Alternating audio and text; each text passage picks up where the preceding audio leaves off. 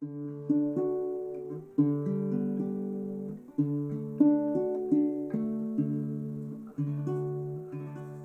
time for the sports wrap. George, Ringer, and here we go. And our mobile T-shirt factory.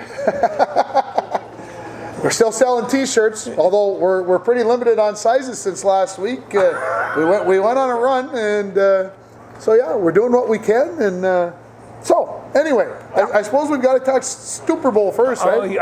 If we're going to go right there, let's go right there. Let's go right there. It's a game that, I hate to say it, doesn't seem to be getting much hype. I haven't been watching ESPN Sports or anything, but it just doesn't seem to be getting the hype. Well, no, and I tell you, I think the NFL has some issues with this because it's been kind of building that way all season long. And right now, they've got the commissioner answering questions about racial inadequacies when they should be celebrating and selling this Super Bowl like they usually do. It was a 2-week football celebration. It really couldn't have been much more footballish than that, and I think they've cut down from that. Yeah, I think, there's been some questions, although, I mean, how did the playoffs go up? How can the Super Bowl be any better than what we saw in the playoffs the last 6 games? I mean, anything that happens in the Super Bowl is probably going to be a letdown. Well, but you could have said that about any of the other 6. Yeah. I think right now that you have not perfectly matched teams, but teams that have some weaknesses that other teams can take advantage of, and by that. Joe Burrow, although, like I said before, he's only starting his 30th game, he can find cracks like no other young quarterback I've seen in a long time. And he's going to have to find them. That's coming off a knee injury. That's right. Yeah, and he's hot. After the last couple of games, he's made a believer in me for him to go to Nashville and him go to Kansas City and now to Los Angeles. That's 3 away stadiums, and we'll see what he can do. But hey, the kid seems to be pumped. He seems to be ready to go. Obviously, his main target is Jamar Chase. It's going to be interesting to see how Ramsey either shuts him down or what kind of battle there is in that respect. Can Burrows find him open? Will T. Higgins play a bigger part in the game for Cincinnati offensively? How do they run the ball against the Rams front with Mixon? I find that this game is going to be very low scoring. I think if the over/under, I haven't looked to see what that number is, but I would guess that it's got to be in the low 40s. I would guess for an over/under, because I just don't see these teams lighting up the scoreboard and putting up big numbers. Well, they can't, because the running attack is probably going to be limited. On the other hand, this could become an old-fashioned off-tackle type run play and come down on both Daniels and cut off Vaughn, and you can see maybe if they can control one side of the line a little bit. And there's going to be making adjustments. I watch those defenses make adjustments. My mind gets confused by how many different forms they come out in. Yeah, and disguising things. And disguising things and then moving them around before 2 seconds before the snap, even a second before the snap. These guys, to be an offensive lineman and trying to block some of those defensive formations, and they're and even on the Cincinnati defense, they run 3-down linemen, and they have just a whole ton of pretty good linebackers. They got a good secondary. It's a formidable defense. Hey, I'm going to put it to you this way. I talked about it, what they did to Tennessee to shut down the run game, what they did last week or 2 weeks ago now to shut down Kansas City. Give the defensive coordinator, and I have no idea what his name is, it doesn't really matter, the defensive staff for the Bengals, give them 2 weeks to prepare for the Rams. The Rams might be lucky to get to 20. The first play that Cooper Kupp is on the outside, I'm going to see how they're going to cover him, and that's going to tell the tale in terms of that outside passing game. Except that he's got Odell Beckham Jr. on the other side, and he has some formidable receivers. I'm not sure the running game is, well, it's probably comparable to Cincinnati, but at that point in time, I think they have a better offensive line. And so I think I'm going to give the running edge to Los Angeles, although it's a flip of a coin there. You Jimmy Greek, you put check marks in both places. You put check marks on both places. So, okay, so that begs the question. So the question is this game going to be as good as any of the rest of them? Theoretically, it could be, yes. I say yes. Yeah. I say it's as close. Yeah. I say 3-point game. Rams 20, Bengals 17. There's your final score. Go bet on it. Put your $20 down and win $550. No, you won't win like that, but that's my prediction. And we were talking earlier about my favorite lineman, Aaron Donald, and we were talking about that, and we brought up Alan Page. When we were talking about Alan Page really causing a lot of commotion defensive lines, he was MVP of the NFL that year, and he was 1971, I think, if I remember right. And that's the only defensive lineman I ever known that has ever received it. And so if Aaron Donald is in that category, he's in a pretty good bus, and so I'm going to see. I'm really looking forward to watching him play. This is the first chance he has to get a Super Bowl ring. And this guy, he didn't have a chance 3 years ago, was he? Well, this is the first chance in 3 years. Yeah. So and as I recall that game, he didn't play particularly well, and they did have him sealed. Well, here's the thing. Last week they talked about the fact that he had to get touches on Garoppolo. He had to get to Garoppolo. I don't think he ever got to Garoppolo in that game. No. He probably got some pressure up the middle, but I think San Francisco found a way to neutralize and make sure that he was taken care of. They did. Don't think Cincinnati hasn't looked at the film and said, this is how we can do this. The only way that they could do that was double and times triple team them. And so, and they'll do that with the back. But yeah, no, it can be done. It's kind of like, I'm sure Cooper Kupp can be covered. I haven't seen anybody do it yet this year, but I'm sure it can be done, and I'm sure that there's some, like you say, serious defensive strategists out there. They're taking this to bed with them, and they go to bed and they wake up with it. So they're working on it, no doubt. Your prediction?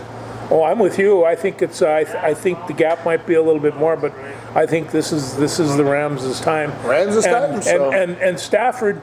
That we talk about everybody but Matt Stafford, and the fact of it is he's been waiting a long time for this, and when he is warm, he's as warm as anybody. So. Yeah, he always seems to make 1 or 2 gaffes per game. It all depends upon how bad those gaffes are. That's what we're going to find out, and it's going to be a very tense first quarter. Yeah, I would say, folks, if you got 0-0 or 0-3 after the first quarter, that's your numbers. You're going to win some money. I don't know which one's going to need the 3, but 0-0 could be a great set of numbers for this Super Bowl. Even after the halftime, it could be 10-0. I could see it be that low scoring. So again, I don't see this thing. We did well on the board that happening a few years ago. I remember. Yeah, sometimes you get blessed and everything goes. So anything else we want to talk about the Super Bowl? No, it's amazing though. They're going to start coverage on this at 11:30 in the morning on Sunday, and the game doesn't start till 5:30. And then they're going to throw every commercial. They throw more commercials, more expensive commercials than any other day in television during this Super Bowl commercial. This is more of a media and a commercialized branding event. It's an unofficial holiday. Matter of fact, we're going to have 2 unofficial holidays back to back. Super Bowl Sunday, Valentine's Day Monday. I mean, those are 2 unofficial holidays. Monday, right? I better get it together. You better get it together. Yeah. I got some spots you can go to take care of your significant other, but I won't do that here. So, I think. Do you care about the commercials? Do you watch them? I do. Okay. Do you watch halftime? No, not as much. Snap. Soon as halftime, soon as they get 0-0, last play's over, boom. I'll tell you what. Set the timer at 30 minutes. I'm not turning it back over there. I'm not checking. Well, that's not a halftime show. The halftime show was when the band came on, twirled around, left. This is an extravaganza. And so they don't have anybody on this extravaganza ever that I cared to see. Well, you don't know, but it's maybe somewhere you're going to be a hip-hop fan. You don't know. It could be. Anyway, I will keep an eye on the halftime thing, but I'm going to tell you right now, extravaganzas don't quite cut it for me, and so yeah, it's and the commercials can I can take or leave them if I'm watching, but something else is on. Somebody's got a good movie on or something that's going to catch my attention, or I just put the second TV on. No, in all of video history, the commercials at Super Bowl have been the most dynamic. I mean, you're going to spend that kind of money, you better go do it right. You really do, and because you're spending that kind of money, I wanted to. I looked in for a 15-second thing for the Blues show, but we couldn't afford it. You couldn't afford it? No. Yeah, well, we'll see if we can find that million next year. We'll see if we sell enough T-shirts. Maybe we can buy some time on the Super Bowl. Yeah. All right, we're going to talk Wild next because you got pictures or something over there. I just this came off before they went to Winnipeg. And so they went up there and from what I understand, they took a bit of a pounding. It was a very physical game. Yeah. I don't want to use the term dirty, but some questionable hits. I think Winnipeg knew that if they were going to compete with the Wild, they had to get the Wild off of their game, take them out of there, and that is exactly what they did. Yeah. More than a couple of fights, a lot of fights, I'd say, and like I said, some cheap shots, some dirty shots, some questionable shots, and well, I would know why they would. I think the Wild, it was a valuable lesson. Yeah, I think it was too, and I'll tell you why. I think right now the Wild really is kind of the hottest team in hockey. They've got what have they won? 6 straight going into this. And Winnipeg lost 6 straight going into this, and I think you're exactly right. Well, how are we going to play this team? Otherwise, we're going to lose 6-1 and wondered what happened, because these guys zip, zip, zip. They go, and they're having fun, and that's what this picture is right here. And that's Jordan and Eriksson and Foligno and Foligno. His nickname is Moose. You see? Moose. Yeah. He got to fight twice last night. Once wasn't good enough. Second time. And then he got accused of taking the guy to the ice and trying to knee him in the head. Well, after what he did to me, I might want to knee him in the head too. So Marcus Foligno, I'm okay that I know it's gauche that you don't hit a guy when you got him down on the ice, but hey. So no, Jordan Greenway is known as Greener. Joel Eriksson's Eck is known as Ecker, and Marcus Foligno doubles as Moose. And I take a look at him, and Moose, Grizzly, whatever animal, big animal, nasty looking animal you wanted to be. And to see him on skates, he's incredible. Yeah, they can skate, they can move there. Too bad that they came out of the break and semi-laid an egg. But like I said, I hope that it is a lesson that they can learn from and take care of. I hope it is, but when I saw these things and it says, you all can contribute different stuff. That comes from Eck, and he had a golden chance last night. Not exactly sure how he missed it, but he did. But like I said, it was a 1-0 game. They got an empty netter. Yeah. Evison believes in pulling the goaltender early. He pulled him with about 3 minutes left. Winnipeg scored and actually scored again, but I think I never did see if they were officially offside or whatever. It came across my phone because I turned it off after they scored the second one. But anyway, it was really a 1-0 game. The Wild were there. They just couldn't get a little puck luck and get one in the back of the net. No need to panic, but the schedule doesn't get any easier. They play Carolina on Saturday. Carolina is one of the top teams in the East, so they've got their work cut out on Saturday night at home as well. But now, would you say that, much like we used to say about the NFL, on any given Sunday, on any given night, that NHL is about the same? They all have somebody that can put the puck, and many of them have very good goaltenders. The difference, I think, like with hockey, basketball, baseball sometimes, in football, most everybody's got 6 days off or the same number of days off, 6 days or 5 days. It's very close. In hockey, sometimes the team has played the night before and you had the night off and they had to travel in. So sometimes you catch teams on back-to-back nights and those kinds of things. But I'll take the Timberwolves, for example.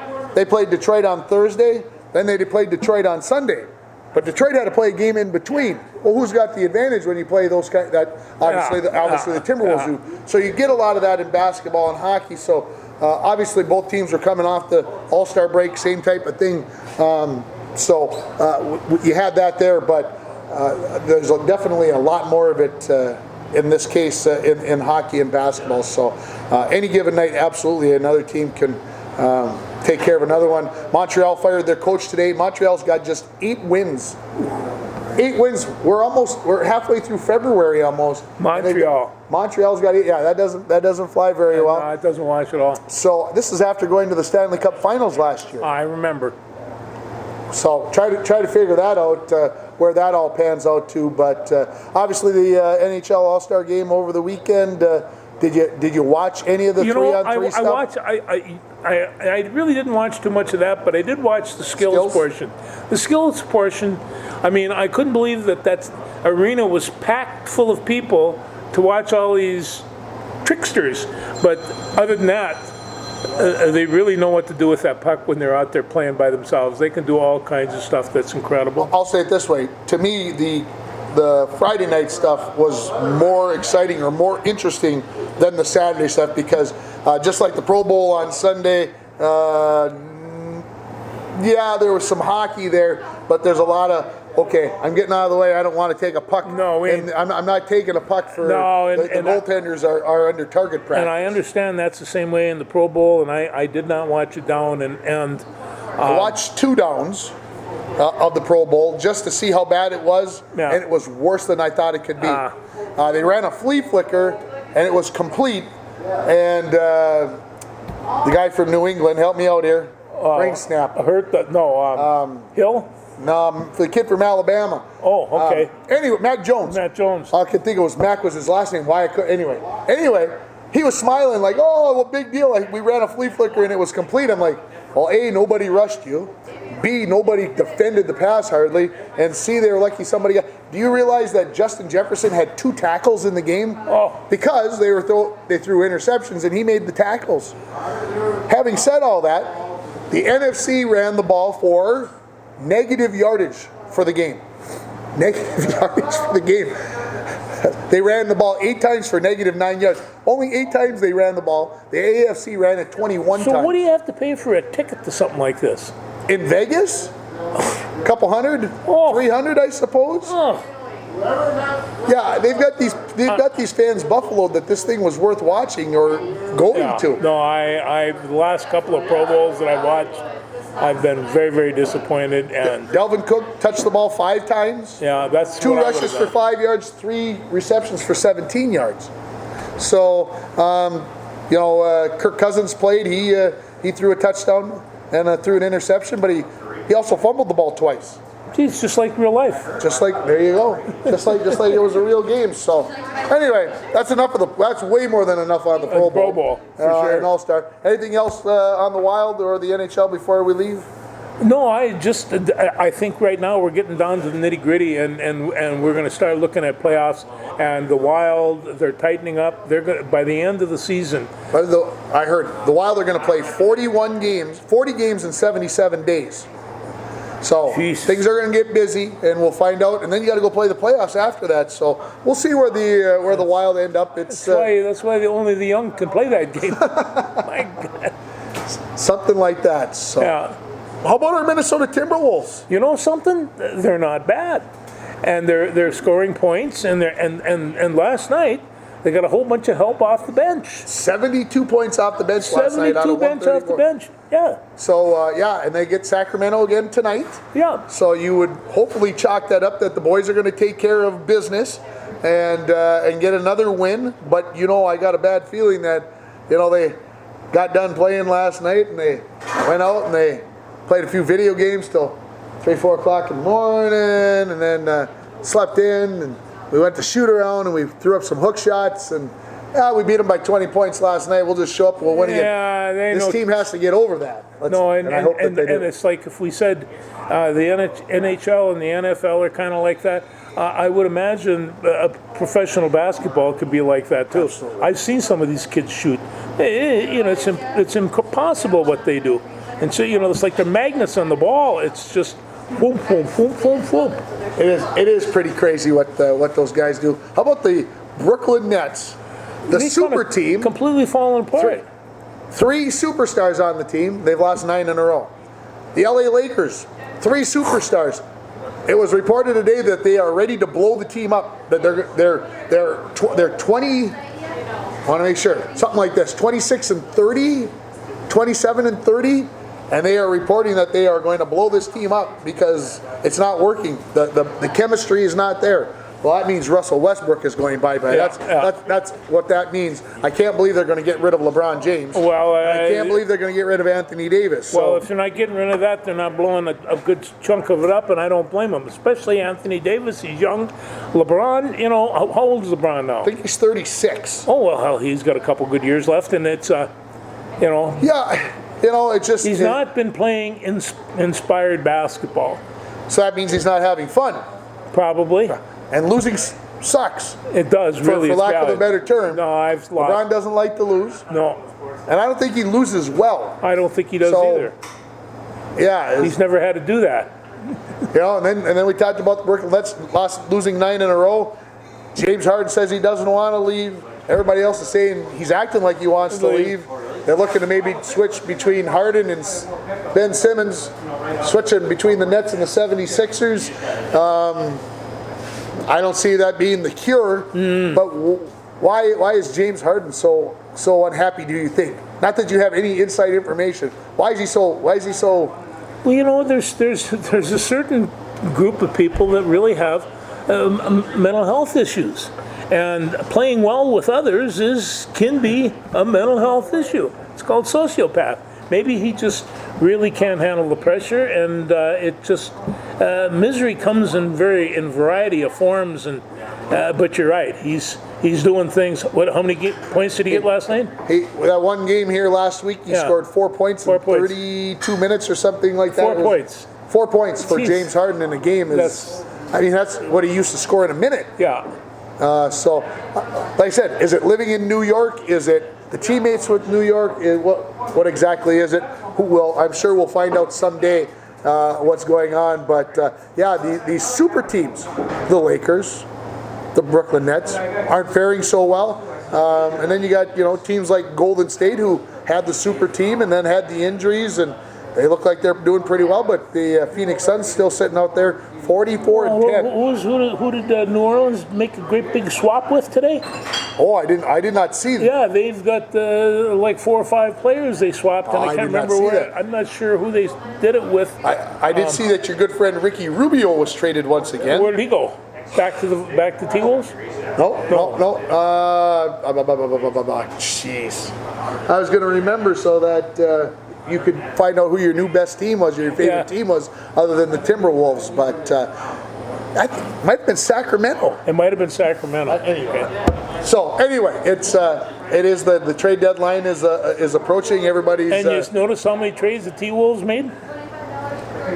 Yep. You know why? Because they're happy with this team. They got a good team, and they know that. Finch said the other day, chemistry right now. They get along. And, they got D'Angelo Russell back the other day after he got missed 4 games because of a shin contusion. That must have hurt like the dickens to miss 4 games. Imagine? But, they get him back. He takes them to a different level when he's on the floor. It's interesting to see how they all kind of fall into line. Even Cat, and this is supposed to be Cat's team, and it may be Cat's team, but I think Cat has learned that he can't get it done by himself. No matter how good he thinks he is or how good he actually is, he can't get it done without all those guys and the other 4 guys on the floor. And having D'Angelo Russell, having Beverly come on and play some defense, obviously having Anthony Edwards and these guys off the bench that are happier than heck to come off the bench and contribute. It takes a lot to put millionaires all on the same page, pulling in the same direction, and I think you got to give Chris Finch a lot of the credit for that. He seems to be. He has both feet on the ground. He knows what he's doing. I have to agree. And then I keep in mind, even the great Michael Jordan couldn't do it by himself. So it is a 5-man sport, and you have to have all those pieces. And I think Finch seems to have that philosophy in mind. I mean, it would seem to be hard to believe that the Timberwolves could miss the play. I mean, obviously there's a long way to go. Yeah. They've played, 54 games. There's 28 games left. Obviously things could go in the tank. Somebody could get hurt. But right now I think they see the prize out there. And I think they really want to avoid the 7, 8, 9, 10, the 7, 10, 8, 9 play, one and possibly done thing. They want to get to that 6th spot. And They got to get past that next level. I think they'll get there. Then you avoid Golden State and Phoenix in the first round, and I'll tell you, maybe something fun happens. And if you have that kind of result, you're setting the stage for next year. That's going to be unbelievable. That arena will be packed, and people will want to see this really good team from Minnesota because they haven't seen one since 58 Lakers. So it's. Or was it 56 Lakers? I don't remember. Oh, anyway. It was before I was born. That's all I know, folks. So that was a long time ago.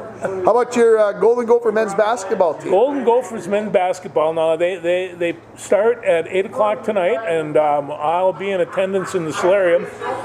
But there's no reason. They're playing fairly well. And I'll tell you, Luke Lowy, now he's the new star on the team. He got 19 points the other night. And he's the one from William and Mary that came up. He's a 5th-year senior, and he come to Minnesota because he wants to become a professional fisherman. And so that's if you're going to become a professional fisherman, where would you come? But he's from Fond du Lac, Wisconsin, and he decided to start hitting, and he's been all over the place. And nice half-court shot at the buzzer before halftime. That was a beautiful shot, and it went like, whoa, Lukey. Yeah. And when they were up by 4 at half, I had hope, and I walked away for a while, and I came back, and it was over, and it was only like halfway through the second half. You shouldn't have walked away. You got to stay there all the time. So they get 0-12 in the conference, Nebraska tonight, and I have a bad feeling, George. Well, that's one of the things about playing in the Big Ten now. But they seem to have a couple of people that can play the middle. We got Daniels. We've got Eric Carr. And my new friend Thompson, Ty Thompson, there's some people there now. Ty, of course, needs 20 pounds and a little seasoning, but the other two have plenty of seasoning. And Jamison Battle, what a chunk he is. Geez, big guys knock into him and he doesn't even move. So I like watching him. So that could happen with the Cornhuskers. And I know as a Gopher fan, you have a tendency to be paranoid, but I think they're going to go down there and take care of business. I'd like to believe that is exactly what's going to happen. Of course, you told me you watched Illinois and Purdue last night. I did watch Illinois and Purdue, and Coffee Coburn is, whew. It's hard to box him out. That's the first thing I noticed. Can you box him out? Well, no, I didn't see anybody doing it. And Purdue's got some horses in there. And and Illinois, they kind of just wear on you and wear you out and wear you out and wear you out. And it's, but the big man was really fun to watch. That's kind of where we get chewed up with those teams. Yeah. Auburn goes down last night. Auburn goes 19 down straight. Now, can you imagine that? To Arkansas. And, so who would have thought that, but, it's that time of year where I've seen teams start number 1 on Sunday, and by the time Wednesday rolls around, they're gone. So it does happen. Auburn, I guess they have a pretty good basketball team. I have not seen them play it. The first thing that happens when you get a good game like this, and it was hot and a lot of people were watching, I'm going to keep an eye on Auburn and Arkansas the rest of the year, and just to see what they got going and what they're working on and such. So my question is, how many, is there any way that what do the Gophers have to do to get invited to the dance, either dance, because I guess they probably got to perform well on that Big Ten tournament. Yeah, they would have to make a run in the Big Ten tournament to get to the NCAAs. I don't see them getting in the way things are going. They can make a run down the stretch here, but they're 2-9 in the conference right now. There's 9 games left, if I remember right. 20 games they're playing in the conference now, so they got 9 left. I think before the season started, we said if they would get 6 wins or 6 to 8 wins in the Big Ten. And I'm going to say this is that they've been playing like 9 of the losses that they have are from top 30 teams, and 6 of them are rated in the top 10. And so they're on the easier part of the schedule now, I think. Well, we'll see tonight. Yeah, let's hope that's the way that it transpires. I mean, they got their work cut out. They got to go 500 to get to that 6 to 8 win area that we were hoping that they might get to after they started off so nicely, 10-0 if I remember right. So yeah, we'll see. I think they're possibly an NIT team. Get invited there. The NIT likes fans in the stands. They do, and I think that's possibly something that could happen. Oh, the barn will fill them up, and they'll a lot of times get even 2 or 3 home games because the barn will fill them up. Speaking of the Gophers, we got to talk a little bit about the Gopher women. They get a nice win over Michigan State on Sunday, but today is the game I want to talk about. Yes. They are going to be in Iowa. 6:30. You may recall that Iowa embarrassed them, throttled them. But you use your worst of the adjectives. That's what happened. 109 to 68 or something. 105 to 49. 104 to 49. That's 56-point loss. Worst loss in program history, or second worst loss. One of the two. I think the Gophers played with a little edge tonight. That was Jasmine Powell's last game. Whatever drama, whatever was going on in that game, hopefully it's gone. And hopefully, I'm not saying they're going to win. I don't think that's a possibility. But play some good basketball and go from there. Well, and also, there's all kinds of comments about Lindsay Whalen these days, but I'm going to tell you, she's got a fine group of athletes coming in. Yeah, they're not going to fire her before she gets a chance. They're not going to get a chance with this. And in fact, I was looking over the live event, and Hopkins was playing at the same time. And I says to Sue, well, never mind this. Let's go over and see what Hopkins is doing. Right. And so I'm going to start taking a look at some of that because some of those games are on there. And lots of games out there. Yeah. If you search long enough and hard enough, if you look for your favorite high school and there's wrestling team. duels too. I mean, here we are. We're to the sections. We're just like 10 days away from sections. Where the winter sports are coming to an end. You can hear the whack of baseball almost. The softball teams and baseball teams did get started. I know UMD softball team went 5-0 over the weekend, really changing gears. But Bronco girls hockey team has their first playoff game tomorrow night. We record this on Wednesday, so on Thursday night out at East Grand Forks, and we'll see how things go. We're not expecting a W, but a goal or two would be fun. Yeah. No, I sit and listen to your interviews with these girls, and girls handle sports a little differently than the guys because they can kind of get over it quicker, and they all of a sudden we're on to other things. We've got things to think about. We got game to play. We got this, and they get on with their game. They're a pretty refreshing group of people. They're good kids. Yeah, good kids. Taylor Burns scores the goal the other day against Prairie Center. Was reported to Savannah Valentine. I was told to switch it today that it was Taylor Burns who scored. So when they score a goal, and I'm not trying to embarrass the girls, but the goal they scored on Saturday was the first goal they had scored since December 28th. So think about that, not just losing hockey games, not having scored a goal in that time frame. So the girls played so well. I listened to the game on Friday night. Not that I get to listen to many Bronco games on the radio, but Friday night I got to listen to a feed that we received. Our buddy Devin down in Aiken, Crosby area, he was just glowing with how well the girls played, with so much passion, and they ended up losing that game 8-0, but it was 3-0 after the second period. And then the next day against Prairie Center, they take the lead, end up losing 3-1. So, I said, baby steps. Well, things going in the right direction. And there's no way around it other than baby steps. If it was easy, everybody would do it. But, if these kids learn to play with the heart that they have right now, somewhere along the line they're going to feel success. They'll turn the corner. They will. Boys hockey team, while they're about 10 days away from their first playoff game, as we speak today, it looks like they'll be the number 7 seed, win, lose, or draw the rest of the way. Obviously, they've got some important games. They've got North Shore and Moose Lake, who are 2 teams below them, so losses to them could be critical to that 7th seed. Too much to get to 6. They got to keep themselves so they get a home game on the 19th. The basketball teams, they're a couple weeks away from the playoffs, so we won't get too crazy about that, about the basketball teams yet. But I will say this.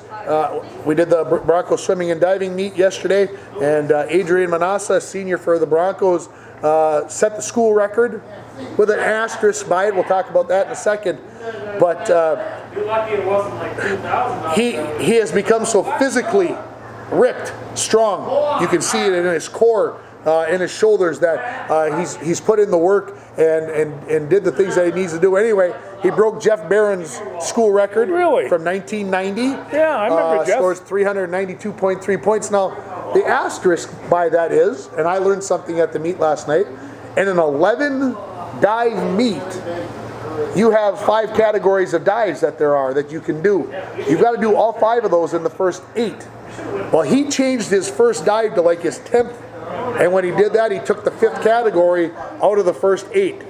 So technically, it's not a school record because he didn't do it the right way, but I mean, 11 dives is 11 dives, right? 11 dives, 11 dives. So, how technical you want to be, but the height that he gets on the board allows him to do all this crazy stuff, and had some nice scores last night.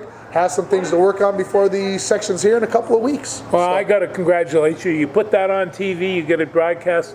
Swim meets were never something that you broadcast before, and I know how hard these kids work in that pool. You know, as a wrestling coach, I'd say to them, I said, well, you're swimming in the pool. Can you really work up a sweat? Boy, would they get mad at me. And so, but you know, I've known an awful lot of swimmers, and they're fine athletes. And boy, can they swim. They can swim. They can swim. It's impressive how they cut through the water. Yes. So we got basketball playoffs, like I said, a couple of weeks away. Hockey in the midst of things already, and pretty soon the state tournaments will be here. March Madness will be upon us. Yeah, it's coming, and you know it's coming. You know, days, years creep by. Well, they don't really creep by either. They fly by right now. They fly by right now. Yeah, we're in a jet stream. You want to talk a little Gopher wrestling before we Let's depart talk about the some scene? Gopher wrestling. Yeah, they're closing up on Friday against Ohio State, and the key is Ohio State's got a pretty fair heavyweight, and we'll see. Just you laugh. I give you that look like, really? Does it matter? Does it matter how good he? Come on. No, I think the only way to make it fair is to bring 2 guys out and see if Gable can handle them both. Maybe that would be because Like Andre the Giant used to do. this guy is about 250 pounds. He's completely ripped, and he looks like a twig next to our man. And it's just but it should be a pretty good duel. And you know, it's Ohio State. You want to beat them very badly, and it's especially Ohio State wrestling. I love beating them. Gophers beat Illinois last week on Friday, and then lost to Purdue for the first time since 2004. Yeah. And the problem there is that there's 10 matches, and they each won 5, and so there was some enhanced scoring, as it were, and so that's how they were able to pull that out. But that is a good duel. And the thing of it is you take a look at this, Purdue has gradually improved, and they've gotten better over the last couple of years, just like the rest of Michigan and the rest. You're going to compete in the Big Ten, you better. You better Go find some better wrestlers. Those 3, and they all walk around. 3-time state champion, 4-time state champion, you know. Oh, what's he? He's a bum. He was only a 2-time state champion. And so you know, the kids that they pull into these programs are just incredible. Yeah. What about the Olympics? What do you got to say about the Olies? Well, you know, I haven't seen. Well, I have watched some of that half pipe. Yeah?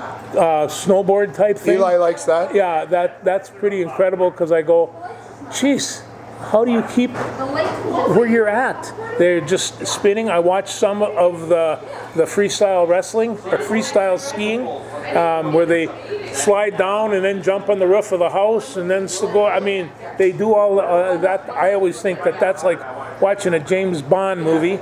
And then I watched. I tried to stay up and watch the Canadian-USA hockey game, but at the end of the first period, I had to retire. I had to retire. What I saw, though, was the Americans just shooting the heck out of the puck, and they were all over the Canadians. And They were. Yeah, it was. But it only matters on the scoreboard, the Canadians would say. It's a warm-up game. We'll get them next time. That's the attitude right there, Yeah, George. It was just a preliminary game. Just a preliminary game. It means nothing. My question is that, the men start when? The men started this morning with games. Yeah. Russia beat Switzerland, and the other one was on the TV over USA here. played tonight? So the Canadians and the Americans play tomorrow morning about 7 o'clock. Oh, good. Something to do. So get up and I believe put USA on. The Americans will be there. And of course there'll be curling on. That's what I had on my phone this morning. That's why I was charging it while we were doing the Blues Hour, because the phone running on the TV for 3 hours kind of cuts down on the battery. And but yeah, the men's curling started. The Canadians and the Americans both won their first matches. Although the Americans didn't, I think, curl particularly well. They had to win in an extra end. They took care of business. They won. Hey, you win your first match. That's what you're supposed to do. So. The Americans got their first gold medal today. Got their first gold medal. The lady who won it, Jacob Ellis is her last name. Lindsay Jacob Ellis. I knew I'd come up with it eventually. Anyway, 16 years ago, she was in Torino, Italy, in the same event. And you might recall, I had forgotten that this was, but she started to celebrate before she crossed the finish line and took a digger. Yeah. And ended up taking the silver medal. Well, this time there was no screwing around. At 36 years of age, she wins the same event. So think, from 20 to 36, you hang in there long enough, and it pays off. Can you imagine doing that for 16 years? The punishment that you take is, incredible. She looks good, though. Schifrin, for as much as she's panicked here, with her two horrible races where she's fallen down, fell down 5 seconds into the slalom, giant slalom, whichever one, last night. She sat along the fence for like 20 minutes, and then told the people she wondered if the last 15 years were worth it. Whoa! Yeah, you can't let your whole career riding on a single issue. That's just not cool. I mean, that's putting too much pressure on yourself to get things done. I mean, I understand what you're trying to do, but. That's a tough statement. That is a tough statement. So anyway, the Americans have not won the types of medals maybe we're expecting, but I think some of that has to do with the rest of the world catching up in some of these sports, the half pipe and those where the Americans used to pick up 2-3 medals out of the 3 that were available, and now you got the Japanese and the Australians and the New Zealanders and the North Koreans and everybody else joining in the fray. Take a look. When Shaun White won his first gold medal, he looked like a 15-year-old boy, curly red hair just all over the place, this jam jar smile on his face. He's a man now, and these things just aren't as easy to do. And he's an amazing athlete, no doubt. But there's a reason this will be his last Olympics. Yeah, obviously so. Yeah, they're showing ski jumping over here on the TV, and so there's all kinds of stuff. Like I said, I enjoy watching it, but with the busy schedule, I don't get to watch as much as I'd like to. Of course, if I'm going to spend my time in a hockey game or curling is on, I'd like to watch that. But I do like to watch the, like I said, whatever event. I was up in the middle of the night, unfortunately, with leg cramps from the Queen of Pain, and so I turned on and got to watch a little bit of the skiing and the acrobatics and that kind of stuff, and before I fell back to sleep. So yeah, it's one of those things. Like I said, it's a good couple of weeks here. What I did watch was the mixed curling, and I thought that Stefiani, Constantina, she was the best curler of the bunch. And why did you think that? Because she was really good, and and it's just like, oh, was she beautiful? Yeah, but that had nothing to do with it. She could put that rock. It's amazing what she could do. So I like watching. I was pulling for Italy over Norway, and Sue caught me. The scary part about that whole mixed curling thing for me, okay, John Morris is from Canada. He's been one of the top premier men's curlers in Canada for years and years, and he's getting on in years. So he was coaching the Australian mixed doubles team, and then he qualified for the Olympics himself. He actually competed, had to leave the Australian team to go compete with a different coach, and then they played each other in the last match, and Australia beat him. Yeah, well, that happens. The students beating the teacher. Yeah. It was very satisfying for the Australians. Just one of those things that you don't.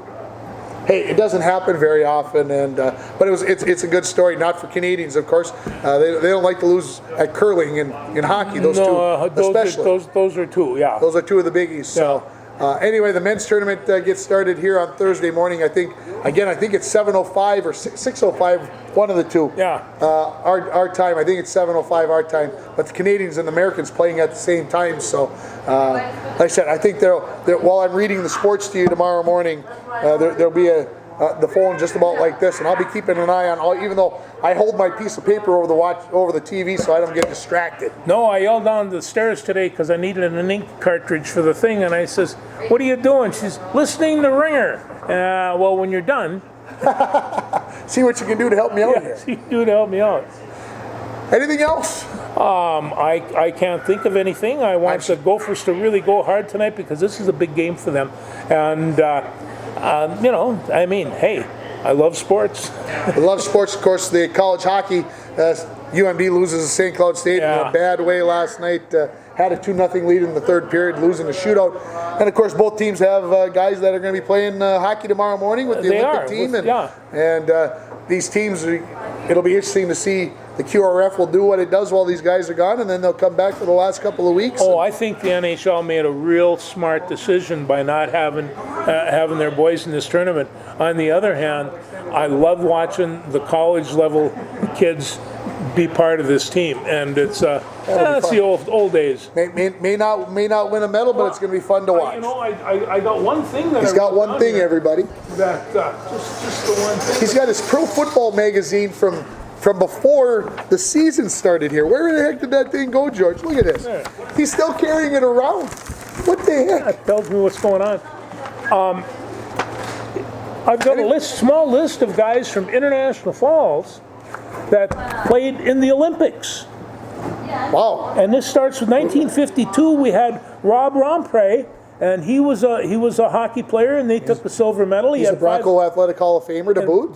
Bronco Athletic Hall of Famer. In 56, we had Dick Doherty and Bronco Ed Sampson, both of them. And in 1972, we hit the Lollapalooza. We had Lefty Curran, and Lefty, like we said about Lefty, when he left, we watched him prepare. They played a lot of games in Minneapolis, and I was living there. And when Lefty was getting hot, he would just, even those that have watched him play for years would just, how can he do this? He got hot.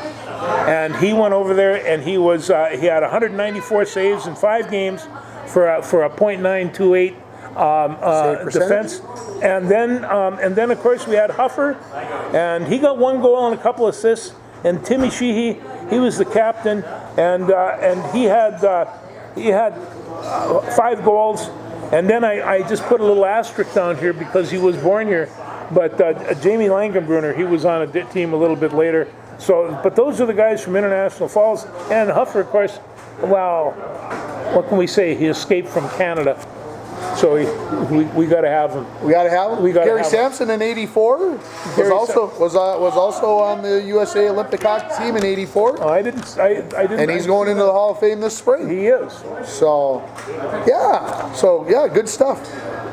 That it? One other thing, Bill Fitch.